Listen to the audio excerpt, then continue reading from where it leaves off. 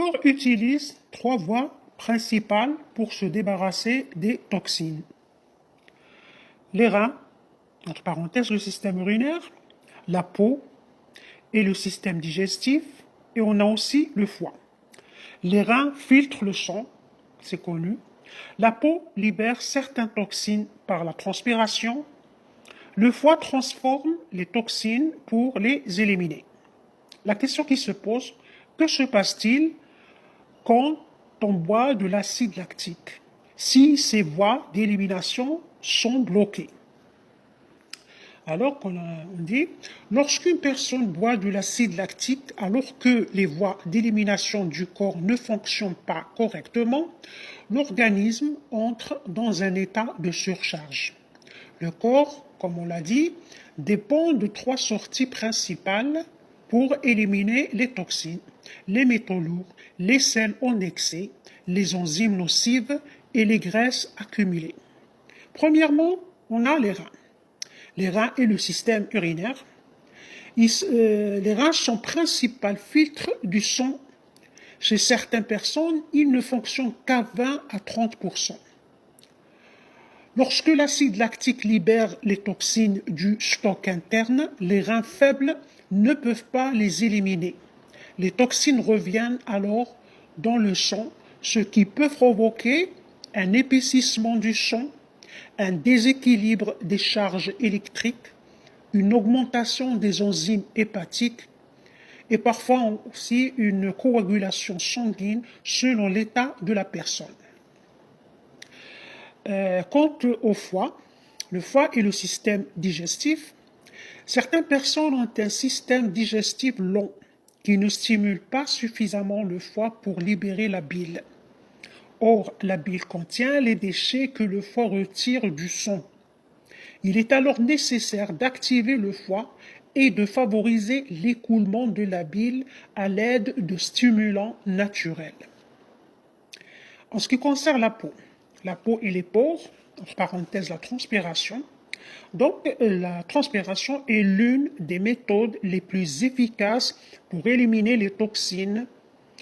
Et on a la chaleur, la marche, les vêtements qui favorisent la sudation ou les bains de vapeur ouvrent les pores et permettent l'élimination rapide des sels, des métaux lourds et de l'excès d'eau.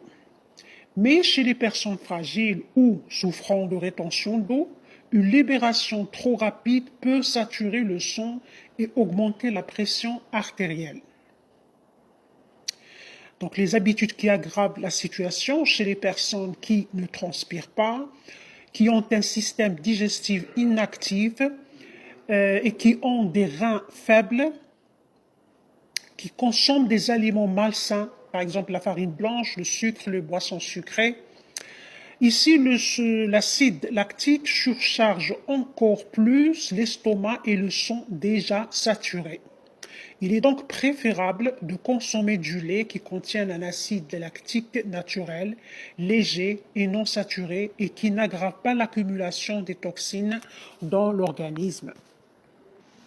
Donc si on veut récapituler, on a dit que le corps utilise trois voies principales pour se débarrasser des toxines, les reins et le système urinaire, la peau et le système digestif, le foie. Les reins, on a dit, ils filtrent le sang. La peau libère certaines toxines par la transpiration. Le foie transforme les toxines pour les éliminer. Si ces organes ne fonctionnent pas bien, les toxines libérées s'accumulent dans le sang. Le sang devient donc lourd et peut provoquer des troubles de la circulation ou de la pression sanguine. Quant au foie et le système digestif, le foie produit la bile pour nettoyer le sang et l'envoyer dans la vésicule biliaire. Si le système digestif est lent ou fatigué, la bile ne circule pas correctement et les toxines restent dans le corps. Quant à la peau et les pores, la transpiration est essentielle pour éliminer les toxines. Donc il faut se chauffer, porter des vêtements qui favorisent la transpiration, marcher en plein soleil ou prendre un bain de vapeur. Ça va aider beaucoup à libérer ces toxines. Mais si la personne est fragile ou a de la rétention d'eau, une libération trop rapide peut saturer le sang et augmenter la pression. Donc un conseil important, si vous avez des problèmes de reins, de foie ou de digestion, ou si vous transpirez peu, ne prenez pas l'acide lactique. Cela pourrait provoquer des symptômes désagréables car votre corps ne peut pas éliminer correctement les toxines. Pour que le corps élimine les toxines par la transpiration, il faut réguler la chaleur interne. Certaines personnes transpirent mais n'éliminent que de l'eau car leurs réserves de toxines sont très denses. D'autres ont besoin de temps de transpiration continue et d'élévation de la température corporelle pour libérer ces réserves, par exemple grâce à l'exercice selon l'énergie de chacun. Conseil important, ne pas se fatiguer inutilement.